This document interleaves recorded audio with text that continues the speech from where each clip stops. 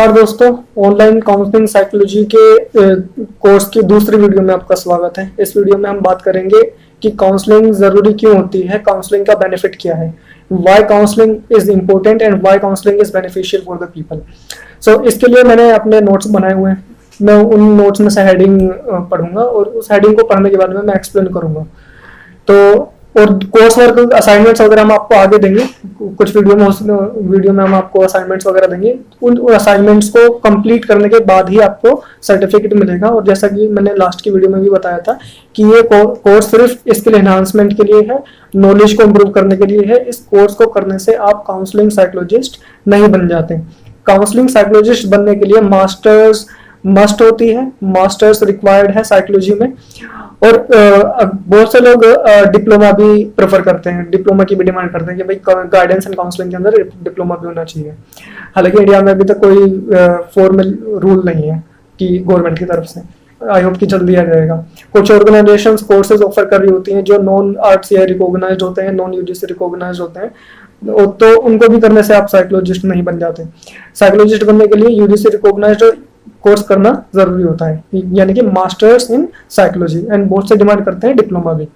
और इसके अलावा क्लिनिकल साइकोलॉजिस्ट बनने के लिए आरसीआई रिकॉग्नाइज्ड कोर्स करना पड़ता है, जो है MPhil in clinical psychology and diploma in clinical psychology and PsyD in clinical psychology, जो आरसीआई रिकॉग्नाइज्ड इंस्टीट्यूशंस ऑफर करते हैं। इनके अलावा जितने भी कोर्सेज अवेलेबल हैं इंडस्ट्री में, वो सिर्फ नॉलेज वगैरह के लिए आप एनरोल कर सकते हैं। उनको करने से आप साइकोलॉजिस्ट नहीं बनते। ठीक है, तो हम अब बात करना शुरू करते हैं कि काउंसलिंग के का बेनिफिट क्या है, काउंसलिंग इंपॉर्टेंट क्यों है। काउंसलिंग का जो पहला बेनिफिट है वो ये है, counselling leads to self discovery. यानी कि काउंसलिंग के जरिए क्लाइंट अपने आप को बेहतर तरीके से जान पाता है कि उसके पोटेंशियल क्या है, उसकी स्किल्स क्या है, उसके ड्रॉबैक्स क्या है। तो क्लाइंट को अपने आप को जानने में मदद मिलती है काउंसलिंग के जरिए। काउंसलिंग से क्या कहते हैं, सेल्फ कॉन्फिडेंस, होप और इनकरेजमेंट बिल्ड होता है क्लाइंट के अंदर। यानी कि जो भी व्यक्ति काउंसलिंग ले रहा होता है उसके अंदर सेल्फ कॉन्फिडेंस बढ़ता है। काउंसलिंग इमोशंस को मैनेज करने में सहायक होती है, ये हेल्पफुल होती है इमोशन मैनेजमेंट में। यानी कि ये आपको काफी सारी ऐसी स्किल्स सिखा सकती है कि आप अपने इमोशंस को कैसे मैनेज करें, कैसे स्ट्रेसफुल सिचुएशन से आप कोप करें। आपने देखा होगा बहुत से लोग अपने आप को ही एक्सेप्ट नहीं कर पाते, तो काउंसलिंग सेल्फ एक्सेप्टेंस में भी सहायक होती है। व्यक्ति अपने आप को एक्सेप्ट करने लगता है अगर वो काउंसलिंग लेता है। तो ये भी एक बेनिफिट है, ये भी एक इंपॉर्टेंस है काउंसलिंग का।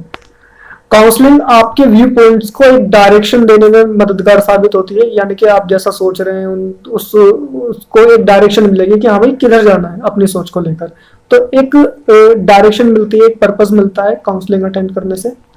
काउंसलिंग लेने से एक मेंटल पीस भी मिलता है। यानी कि काउंसलिंग लेने से पहले कुछ क्लाइंट्स मैंने ऐसे देखे हैं जो पीसफुल नहीं होते, एक अंदर से पीस खत्म हो गया होता है। लेकिन आफ्टर गेटिंग द काउंसलिंग जो है वो पीस कमिंग बैक होना शुरू होता है, धीरे धीरे करके वापस आना शुरू होता है।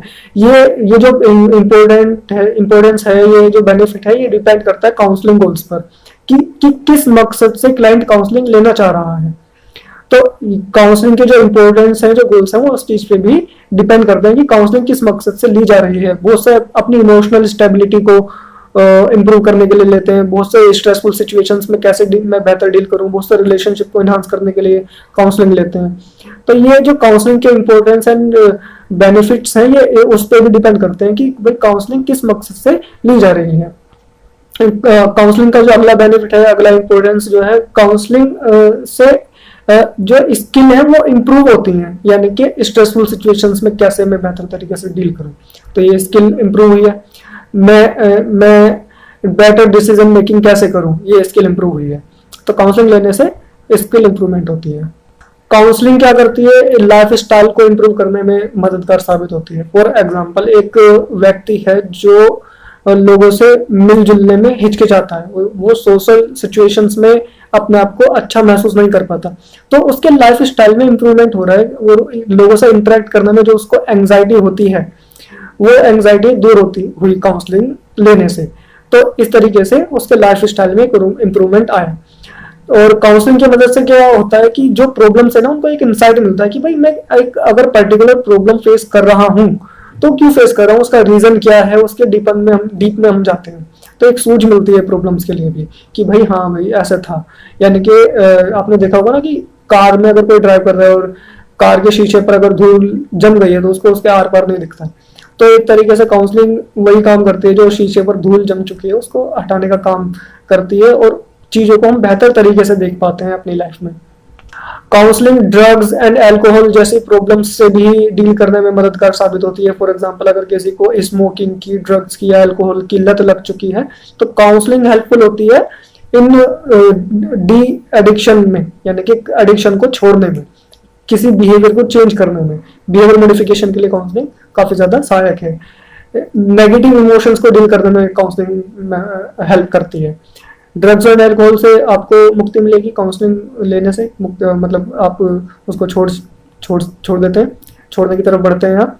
बिहेवियरल मॉडिफिकेशन होता है आप में एक, और नेगेटिव इमोशंस को इरेडिकेट करती है काउंसलिंग। काउंसलिंग डिप्रेशन जैसे इश्यूज जो हैं उनसे निपटने में काफी ज्यादा मददगार है कि अगर कोई व्यक्ति डिप्रेशन फेस कर रहा है अपनी लाइफ में तो डिप्रेशन से डील करने में मददगार साबित होती है काउंसलिंग। काउंसलिंग लेने से एक पॉजिटिव चेंज जो होता है उस पॉजिटिव चेंज के कारण जो क्लाइंट है अपने आप को स्ट्रॉन्ग महसूस करता है इमोशनली कि हाँ भाई अब मैं पहले के मुकाबले अब इमोशनली स्ट्रॉन्ग हो चुका हूँ, पहले मैं वीक था अब मैं स्ट्रॉन्ग हूँ। तो काउंसलिंग एक इमोशनल स्ट्रॉन्गनेस लाती है क्लाइंट के अंदर या जो भी काउंसलिंग ले रहा होता है उसमें। बहुत से लोग आपने देखा होगा कि पास्ट की बातों में फंस जाते हैं, तो पास्ट की जिन बातों में व्यक्ति फंस गया होता है उन बातों से निकलने में काउंसलिंग काफी ज्यादा मददगार साबित होती है। तो जो अब्यूजिव पास्ट रहा है या पास्ट के ट्रोमास रहे हैं उनसे डील करने में काउंसलिंग से काफी ज्यादा हेल्प मिलती है। काउंसलिंग की मदद से माइंड में क्लियरिटी आती है, यानी कि आपने कभी कभी देखा होगा कि कुछ लोगों के अंदर क्या होता है कि एक थॉट्स जो होते हैं, विचारों की जो ना एक श्रृंखला सी बन जाती है, जैसे मकड़ी का जाला, जैसा मकड़ी का जाला बना हुआ है इसी तरीके से विचारों का एक जाला बुन गया होता है जिसकी वजह से जो है माइंड सेट एकदम ब्लर हो गया होता है। तो लेकिन काउंसलिंग जैसे जैसे लेता है ना तो ये जो उलझन है, ये जो मकड़ी की तरह जाल बुन गया है विचारों का, वो क्लियर होता जाता है। तो माइंड सेट को क्लियर करने में मदद मिलती है काउंसलिंग से। काउंसलिंग की मदद से रिलेशनशिप्स भी इंप्रूव होती हैं। फॉर एग्जांपल मैं एक क्लाइंट की अभी प्रेजेंट में काउंसलिंग कर रहा हूँ, उसका एक केस में जो है यहाँ पे डिस्कस कर लेता हूँ। उनको क्या प्रॉब्लम होती है कि जब उनके दोस्त किसी दूसरे के साथ में होते हैं तो उनको जेलसी होती है और उनको डर लगता है कि मेरा ये बेस्ट फ्रेंड मेरे से दूर हो जाएगा, और इस बात को लेकर कभी कभी उन दोनों में झगड़े हो जाते हैं। लगभग वो 1 महीने से काउंसलिंग ले रहे हैं और काउंसलिंग लेने के बाद से उनकी ये जो जेलसी होती है ना कि वो किसी और के साथ क्यों है, वो किसी और के साथ में लंच क्यों कर रहे हैं, मेरे साथ में कॉफी क्यों नहीं पी रहे हैं, वो इस तरह की बातें उनके अंदर से धीरे धीरे करके दूर हुई। तो इस वजह से ये चीजें दूर होने की वजह से उनकी जो रिलेशनशिप है उनकी दोस्त के साथ में वो अब पहले के मुकाबले इंप्रूव हुई है काउंसलिंग लेने के बाद में। तो काउंसलिंग से क्या होता है, रिलेशनशिप में भी एक इंप्रूवमेंट आता है, क्योंकि हम एक न्यू स्किल्स सीख रहे होते हैं काउंसलिंग के अंदर। काउंसलिंग से क्या है, कम्युनिकेशन स्किल्स भी इंप्रूव होती है। काउंसलिंग कम्युनिकेशन स्किल्स को भी इंप्रूव करती है, एक गाइडेंस देने का काम करती है काउंसलिंग।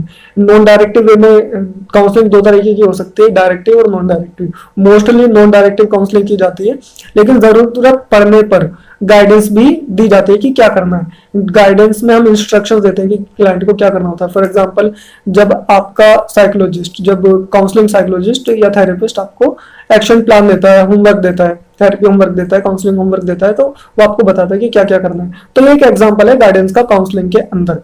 और काउंसलिंग की वजह से पॉजिटिव चेंज आता है, पॉजिटिविटी आती है लाइफ के अंदर।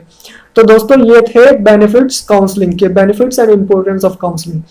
अगली वीडियो में हम बात करेंगे कि एक काउंसलर के कैरेक्टरिस्टिक्स क्या होते हैं, प्रोफेशनल लेवल पे और पर्सनैलिटी लेवल पे काउंसलर के कैरेक्टरिस्टिक्स क्या क्या होने चाहिए। आई होप ये वीडियो आपको अच्छी लगी हो। और ये वीडियो दूसरे लोगों के साथ में शेयर करना ना भूलें। अगर आप कोर्स वर्क कंप्लीट करेंगे, आप असाइनमेंट्स कंप्लीट करेंगे, तो आपको सर्टिफिकेट डेफिनेटली मिलेगा और सर्टिफिकेट के कोई चार्जेस नहीं है। अगेन, ये कोर्स सिर्फ इंफॉर्मेशन के लिए है, सिर्फ नॉलेज के लिए है, सिर्फ एजुकेशन के लिए है। ये कोर्स अटेंड करने के बाद में आप काउंसलिंग साइकोलॉजिस्ट नहीं बनेंगे। बस ये कोर्स काम करेगा आपकी स्किल को एनहांस करने में। आई होप ये वीडियो अच्छा लगा हो और दूसरों के साथ शेयर करें। अगर आपका कोई सवाल है तो आप मुझसे नीचे कमेंट्स बॉक्स में पूछ सकते हैं, या आपको कुछ बताना हो कि काउंसलिंग का ये भी एक इंपॉर्टेंस है, जो पॉइंट्स मैंने डिस्कस करे हैं, इनके अलावा अगर कोई पॉइंट मेरे से छूट गया है तो आप मुझे बता सकते हैं, या आप मुझे ईमेल भी कर सकते हैं healmyheartindia@gmail.com पर। धन्यवाद।